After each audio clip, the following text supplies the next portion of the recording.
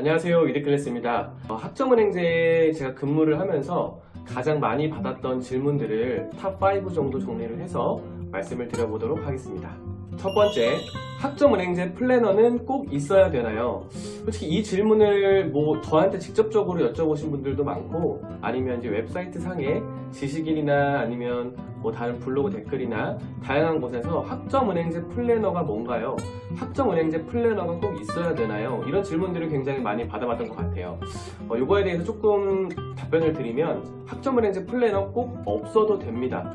학점은행제 플래너가 없으면 오히려 비용을 더 저렴하게 수업을 들어보실 수도 있어요. 근데 하지만 학점은행제 플래너가 있어야 되는 사람이 있고 없어도 되는 사람이 있다고 생각하시면 될 것 같아요. 그럼 명확하게 학점은행제 플래너는 어떤 일을 하는 사람들일까요? 학점은행제 플래너는 옆에서 학습 계획을 잡아주고 잘 모르는 부분을 도와주는 사람이라고 생각을 하면 될 것 같아요. 그러니까 예를 들어서 학점은행제도 똑같아요. 일반 대학교처럼 커리큘럼이 있습니다.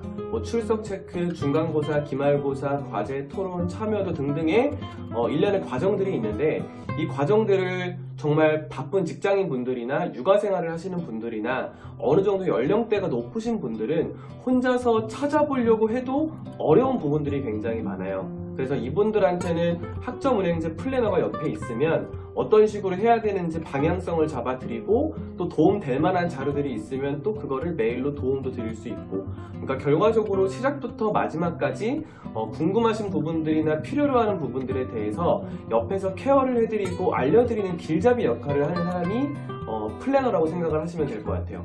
반면에 조금 컴퓨터에 능숙하고 공부할 수 있는 시간도 많고 시간적인 여유가 있으신 분들은 혼자서 해도 되겠죠. 그러니까 혼자서 찾아보고 알아보고 그리고 체크하고 일정 조율하고 이런 식으로 혼자서 스스로 학습 계획을 세워서 할 수 있는 시간적인 여유가 있는 분들은 혼자서 하셔도 충분합니다.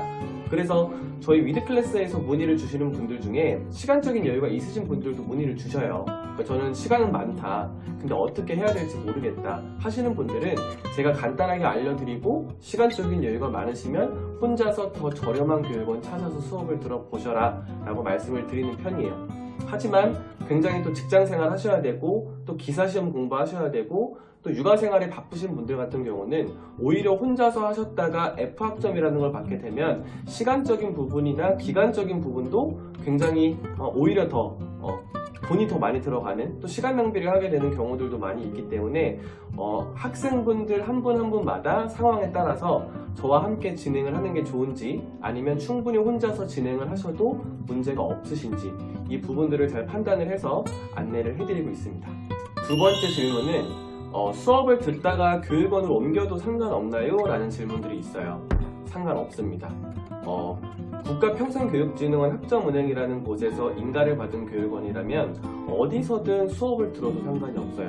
조금 이런 경우들은 드물겠지만 좀 과하게 예를 들어서 설명을 해드리면, 한 학기에도 보통 학생분들이 7과목에서 8과목 정도 수업을 듣는데, 이 7과목을 교육원별로 한 과목씩 한 학기에 7개의 교육원에서 수업을 들어도 그것들이 인가를 받은 곳이라면 전혀 문제가 되지 않습니다.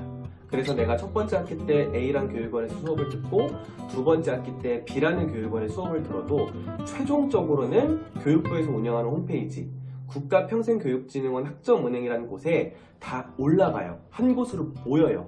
그러면 나중에 그곳에서 한 번에 학점 인정 신청이라는 걸 하면 되기 때문에 학기별로든 아니면 한 학기에 나눠서 수업을 듣던 이거는 전혀 문제가 되지 않다라고 생각하시면 좋을 것 같습니다. 그럼 세 번째, 학점은행제 졸업하면 어떤 대학교 졸업장이 나오나요? 라고 물어보시는 분들이 있어요. 예를 들어서 내가 서울대학교를 졸업을 하면 서울대학교 총장 명의로 학위가 나오죠.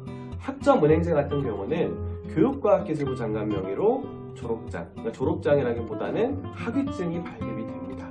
이 학위증은 우리나라에서만큼은 일반 대학교 졸업장과 동등한 학력으로 인정이 되기 때문에 학위가 필요한 사람들이 많이 진행하는 과정이라고 생각하시면 될 것 같아요. 네 번째 질문, 사이버대학교, 방통대, 학점은행제 이 세 가지가 도대체 뭐가 다른 건가요? 사이버대학교랑 방통대가 인지도가 더 높지 않나요? 그러면 학점은행제 하는 것보다 사이버대학교나 방통대를 하는 게 더 좋은 거 아닌가요? 라고 질문들을 많이 주시는데 제가 솔직하게 말씀드리면 사이버대학교나 방통대가 인지도가 더 있긴 하죠. 그러니까 사람들한테 많이 알려져 있죠. 근데 제가 사실 학생분들한테도 말씀을 드리는 거지만 이 사이버대학교든 방통대든 학점은행제든 본인이 필요에 의해서 활용을 하기 위해서 진행을 해야 되는 거지 이거를 최종 학력을 목적을 두고 그러니까 여기 사이버대학교나 방통대나 학점은행제 졸업장을 따서 이걸로 뭔가 취업을 한다거나 스펙을 쌓기 위해서 진행을 하는 건 셋 다 똑같습니다. 그러니까 인정을 받지 못하는 건 똑같아요. 이 세 가지 다 온라인으로 수업을 듣는 과정이기 때문에 일반 대학교 나온 거에 비해서는 크게 영향력을 끼칠 수가 없습니다.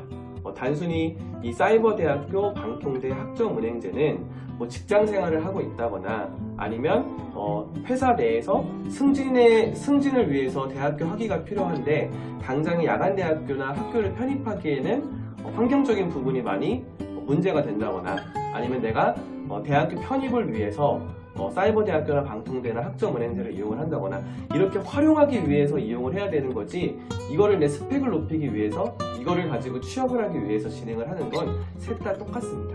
이 셋 다 인지도는 일반 대학교보다 최하위의 인지도로 인정받는 게 맞아요.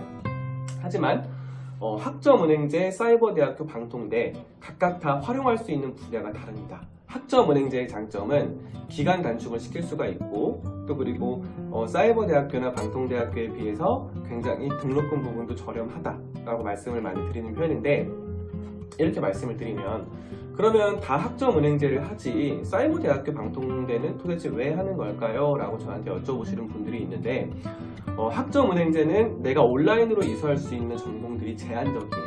예를 들어서 경영학, 사회복지학, 아동학, 청소년, 심리, 컴퓨터공학, 멀티미디어, 영어 영문학 이 정도가 대표적이라고 보시면 되는데 이거 외에도 몇 가지가 더 있긴 있어요. 근데 굉장히 한정적인 거예요. 반면에 사이버대학교나 방통대학교 같은 경우는 좀 전문적으로 운영하는 전공들도 많이 있고 학점은행제에 개설되어 있지 않은 전공들도 대부분 운영을 하고 있어요.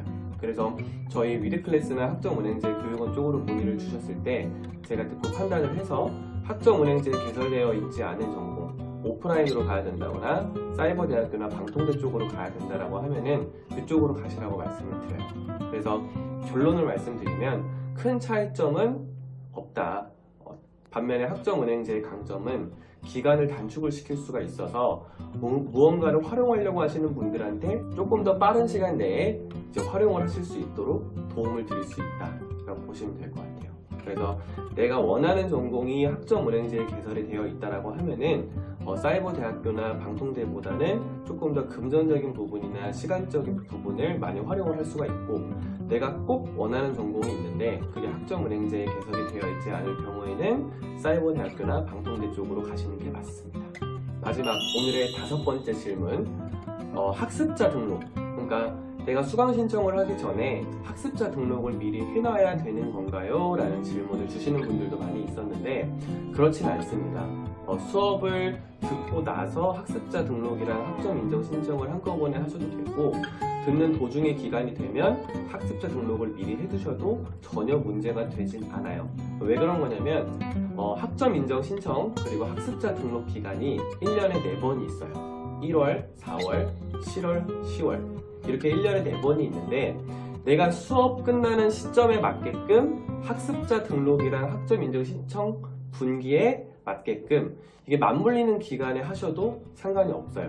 그러니까 수강 신청을 하고 수업을 듣다가 해도 상관이 없고 그리고 수업을 듣고 나서 하셔도 상관이 없다. 하지만 여기서 주의를 해야 될 사항은 최근에 바뀐 건데 학점은행제를 통해서 학위를 받아야 되시는 분들 같은 경우는 학위 신청 기간 한 분기 이전에는 학습자 등록이 꼭 되어 있어야만 내가 모든 강의랑 그리고 모든 과목들이 이수를 했을 때 학위 신청 기간에 정상적으로 신청을 할 수가 있어요. 제가 이렇게 말씀을 드리면 조금 이해가 안 되실 수도 있기 때문에 조금 세부적으로 궁금하신 부분들이나 이해가 안 되는 부분들은 저희 영상 하단에 있는 링크를 통해서 문의 주세요. 그러면 제가 꼼꼼하게 확인하고 학습 설계 후에 안내를 도와드려 보도록 하겠습니다. 오늘도 영상은 여기까지 촬영을 해봤고요. 제가 이번 연도 10월 달에 결혼을 해서 요즘에 좀 결혼 준비하느라고 영상을 조금 딜레이 된 부분들이 있는데 앞으로는 조금 더 자주 또 좋은 정보를 가지고 촬영을 해서 영상으로 뵙도록 하겠습니다. 구독 한 번씩만 부탁드립니다.